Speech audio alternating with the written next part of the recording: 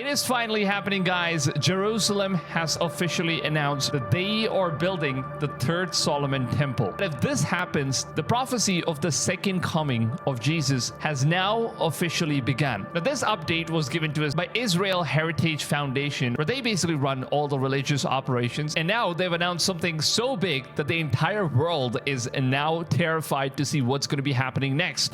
That very soon we will all see the building of the third temple in Jerusalem. The table of showbread is ready. Oh my the menorah God. is ready. All of the golden pieces are ready. The third temple is ready. Our job to bring and to build the third temple. They're also planning to slaughter 5 red cows. That paves the way for the building of the third temple, replacing the Dome of the Rock. The red heifers imported from Texas in 2022 are now 3 years old, which means they are ready for a purification ritual according to the Torah. This makes them eligible for the ceremony needed for the third temple preparation. But why the Jews are very silent about it? Well, actually, they are not silent. The leak information from the Temple Institute officials.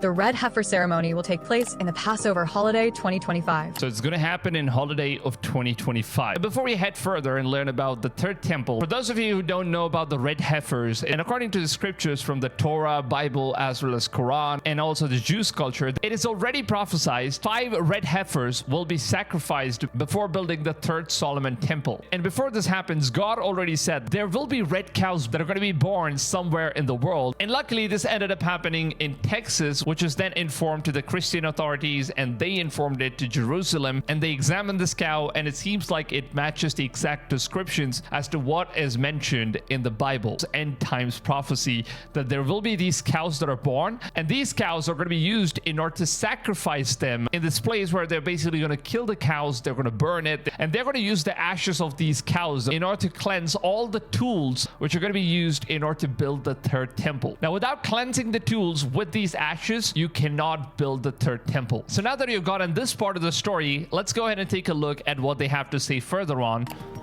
Just recently, the Sanhedrin, a Jewish religious authority, has called all Jews around the world to return to the Holy Land, and they should be ready to build the third temple. And we have passed it, that all Jews around the world have an obligation, I feel right now, to do whatever is in their power to come to Eretz Israel, and that is the mitzvah of the Torah, and that is...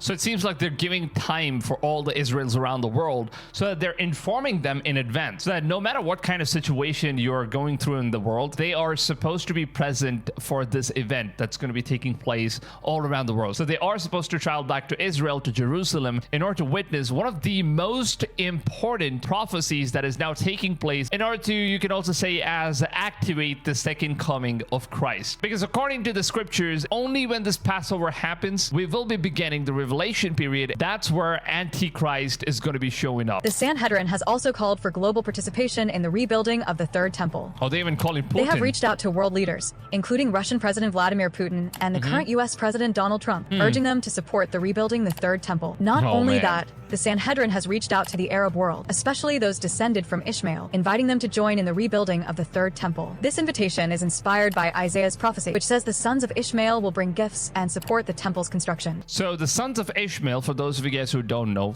they are the Middle East guys. They are basically the Middle Eastern guys, and according to the scriptures, the sons of Ishmael will visit Israel on this event, and they'll also bring a lot of gifts in order to share the happiness that's going to take place, where they're going to be sacrificing the red heifers and beginning the final days of revelation. That it is the second coming of Christ himself. But the Arab world didn't respond very well. The relationship between where, Arab countries and Israel has been quite strained recently. The issue is. Even countries that had normalized relations with Israel, like the UAE, are facing internal and regional pressure due to the ongoing conflict. However, the construction of Third Temple had actually begun months ago in secret. So that's the thing, right? Israel never really told us about this information, but it seems like they've already started building this stuff in a very secretive way, because obviously it's going to be very controversial if they kind of reveal this information. There is going to be like massive outscale war, and obviously I think that's probably why there was like Israel war that took place right now as well, and that's also part of the prophecies, right? right? The prophecy has already been fulfilled. Israel already destroyed Gaza. They took over everything, and they are now in control of the mountaintop where Al-Aqsa Mosque is present, as well as the Jerusalem is present. So in order to build this temple, what's interesting is that they need to destroy the Al-Aqsa Mosque. And that's not going to be favored by most of the Arabs as well as most of the Muslims around the world, because this eventually means that they will have to break the Mosque of Muhammad. And that's not something the Muslims are going to take lightly, and this is definitely going to be causing like a major outscale war as well. And this could eventually start a full-scale World War III as well. So this is, of course, a major possibility if they start building the third temple after destroying the Al-Aqsa.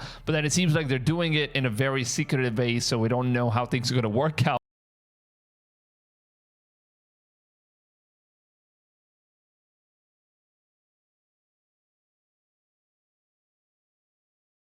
They are going to do the ceremony of the red heifer. It's really a very interesting time to live. Regardless if people understand it or even like it or even appreciate it, it's going to happen. Pastor Greg Locke, it is great to have you with us on this on-location report. You are, from where I can see, you are at the Western Wall in the old city of Jerusalem. What are you doing over there, brother? Well, praying right now and doing an interview with you. Because I saw that you were with these red heifers in Shiloh. Tell me about that. I mean, you posted on social media on X that that you were there and this is what was going on. And I was like, "Are you there? Let's do an interview right now." And then you're like, "Well, you can't, the time didn't work." But here you were on location at the Western Wall. But tell me about what it was like to be with these red heifers, and what do you feel prophetically about the significance of that?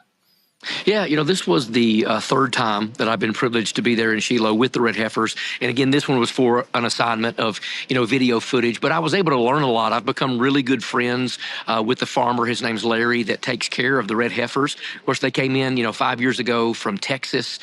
Three of them have already kind of aged out of the priestly process, and they're no longer, able to use them because they have, white hairs. I mean, these things are inspected on a very regular basis. Yeah. And so three of them are still very much ready for a ceremony.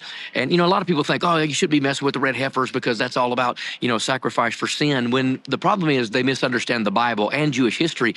The sacrifice of the red heifer has nothing to do with sin. Jesus took care of that for us.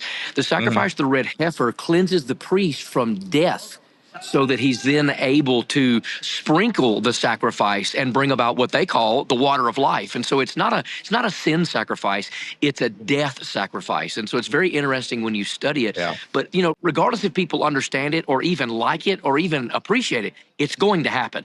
They're already in the process of doing the practice, and they are going to do the ceremony of the red heifer. And that is going to bring in the third temple, and that is going to bring in a lot more end times than people really want to talk about. Because we love to think, oh, yeah, we got 50 more years. Nope, I'm telling you. And with Trump being in office, he's accentuating what's happening in a good way, because prophetically, man, he's coming in, taking over, Gaza, the relocation of the Gazans, and now God's calling more of the Jewish people back from around the world. And so it's really a very interesting time to live. So when Jesus says, lift up your eyes, your redemption draws nigh, I'm literally sitting at a place where it's going to happen. Because I want to remind people, you can be as critical of Israel as you want to, but where I'm sitting, right behind that wall, on that Temple Mount, that's where Jesus is coming back. He's not coming back to the White House. He's coming back to Jerusalem. And so there's something very spiritually significant about this land. Well, you just mentioned about Trump and the I guess, declaration that he made about the United States is going to take over Gaza. So what is the feel there about that? What have people said to you? Because I know if you're an American, people are going to talk about American politics wherever you go. Yes. What is the feel, or what's the thoughts of the people there about that? It's almost like Trump has more support in Israel than he does in America. These people love him. He has become a hero. They like somebody that will say and then do. They're not interested in somebody that just talks, right? Just a political talking head. So they love Trump. And they said, it's going to work. They said, now, we're not going to change the heart of the Arab people, of Hamas, of the Islamic people, but we're going to have to show them force and then they'll believe us. And so they know that Trump's going to say it, and they know Trump's going to do it. And the interesting thing is Netanyahu, from his most recent visit, he's come back, and although he's always been very bold and a lot more to the right, he is talking a little bit more like Trump.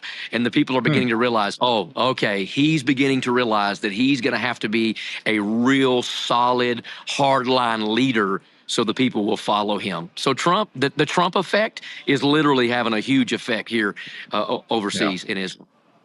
So what brings you to the Western Wall at this particular moment? What I know people go to the Western Wall and they're praying. They put papers with their prayers written on them into the cracks of the Western Wall, which was the Western Wall of the old temple.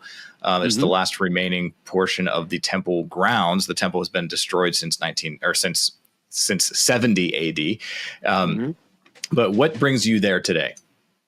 You know, I really enjoy talking to the people. The Lord's given me a great opportunity to minister, not just to Jewish people, but the nations come here. You know, even Zechariah says in the last days that Jerusalem will be a place for all nations to come and pray. And that's really a part of the rebuilding of the third temple. It's not something scary and the Antichrist and the devil. No, it's a place where people all over the world are going to come and worship the Messiah, whom we know to be Jesus.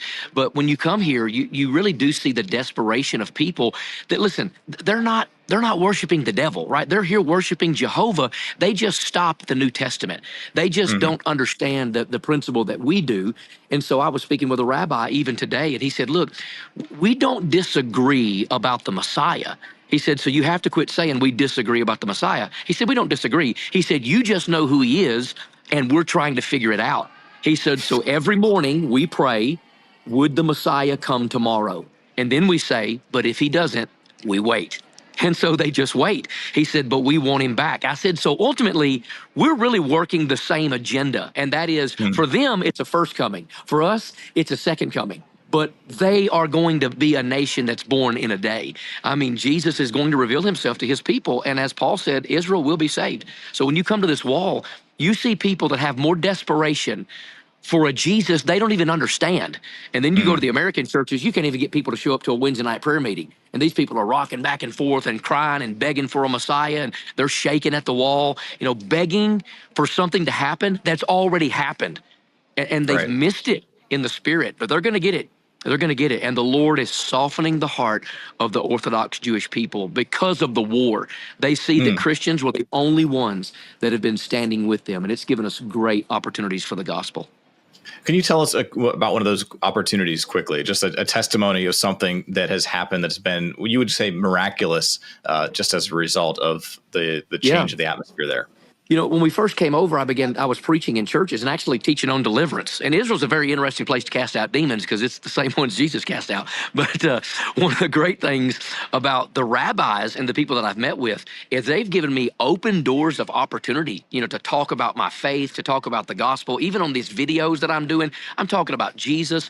But then get this, one of my goals is when I first came here, I said, Lord, I would love to do a Bible preaching service on the steps of Pentecost, which would be totally illegal. But not anymore. They're actually going to give me a permit, and we're going to get to come back, and I'm going to get to do a service on the steps of Pentecost. And so money can't buy that. That is the favor of the Lord. And Psalm 122 says, if you will love the gates of Jerusalem, if you will honor the people of God, that God will honor you and bring you treasures. And I think that's a pretty good treasure. And so we'll be able to do a live stream around the world from the steps of Pentecost where Peter preached, you know, when the church was birthed. And it's like these folks are giving me an absolute open door. I'm praying over people, over various people, not just Jewish people. I ministered yesterday for over an hour to a man from Hong Kong. And it's beautiful. But what they love about people like me and my wife and those that come from our church, they're like, wow, you know the Bible. We're not used to people knowing the Bible so well. And so I'm teaching them things, and I'm making connections to the New Testament that they don't even read or study or understand. And so they're intrigued by this hillbilly Gentile that has showed them such love and concern and compassion. And in return, they've just really given us the keys to a lot of things around here. And they have done some beautiful things, given us some great opportunities. And we have an apartment over here that we house people in. And it's unbelievable. We love the Jewish people, and Jerusalem is where it's at. To be here, if Jesus shows up, you're in the right place.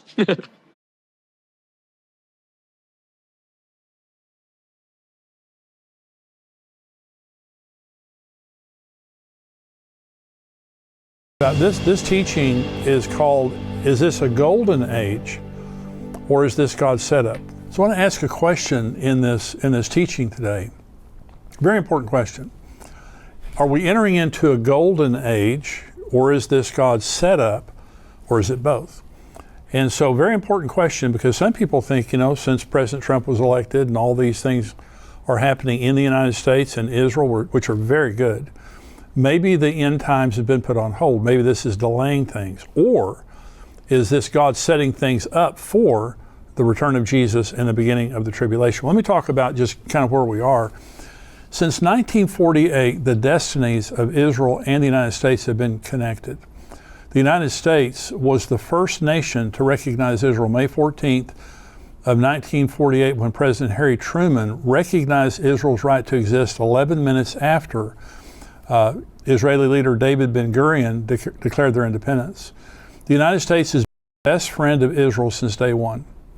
Despite the decisions of many of our leaders to pressure Israel into dividing their land and compromising with an enemy vowed to their destruction, and God has taken that very seriously. And I've mentioned the book Eye to Eye, Bill Koenig wrote, talking about whenever we try to pressure Israel to give up land, bad things happen to America. And that is well documented by Bill. And by the way, Bill Koenig is going to have part 2 of that book coming out about other things that have happened since he wrote the first book. And I'm going to have him on the show to talk about that when the book comes out.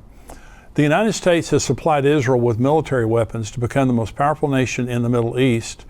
And we have also represented and protected Israel in the United Nations as they face constant censure and threats of world condemnation. But we are now entering into what appears to be a golden age of the closest relationship with Israel and the U.S. we have ever had, and the possibility of true peace and prosperity in the Middle East, which has never been experienced before, ever been experienced before. And the question is, why? Okay, why are we experiencing this now? Well, first of all, President Trump. He's the most pro-Israel president in American history, and no one has come close to being as pro-Israel as him. He has recognized all of Jerusalem as Israel's capital, not dividing it, but all of Jerusalem, and moved our embassy there. He is against a two-state solution. Now, during his first term, he supported a two-state solution, but he's changed his mind. Since last May of 2024, President Trump has stated he no longer believes that a two-state solution is a viable option. And when he's asked about the land, the settlements in Judea and Samaria, the West Bank, and Israel's desire to annex those into Israel to become a part of the nation, President Trump's response has been, they don't have a lot of land. In other words, we're not going to take that land away from them. And so he supports Israel's right to defend themselves and is totally committed to standing by Israel militarily. And by the way, these 2,000-pound bombs that Israel needed if they're going to strike Iran, we just delivered those. Those were held back through President Biden. They have now been delivered through President Trump. He is tough on Iran and anyone messing with Israel. He's tough on Hamas and is committed to cleaning out Gaza and ushering in peace and prosperity there. There has never been anyone like him, and Prime Minister Netanyahu has said repeatedly he's the best friend Israel's ever had. Okay, there's never been a time like this. No one's going to mess with Israel, I can promise you that. If they do, they're dumb. With President Trump in the White House. Possibly, you remember during his first term, there were the Abraham Accords, where Arab nations were making peace with Israel. It was absolutely remarkable until COVID hit. And so it's amazing what we're seeing happening today, and it's unprecedented, but he's also made some incredible cabinet choices. First of all, Ambassador Mike Huckabee. He has been nominated to be the ambassador to Israel, former pastor, former governor of Arkansas, very strong believer and longtime supporter of Israel. Secretary of State Marco Rubio, very strong believer and a staunch supporter of Israel. He's just been in Israel over the weekend. Secretary of Defense Pete Hegseth, very strong believer, openly discussed Israel rebuilding their third temple. He's very supportive of Israel's right to defend themselves with strong U.S. support. So the questions are we entering into a golden age of peace and prosperity for Israel and America? It certainly appears so. And also, is this delaying end-time prophecy in Jesus' return, or is it a part of his plan? And also, is there a prophecy that tells us what's happening in all of this? And so the answer is, I believe we're entering into an incredibly significant period of time for Israel and the United States. It's not only not delaying Bible prophecy and the return of Jesus, it's a part of God's sovereign plan, and it's clearly revealed in Bible prophecy.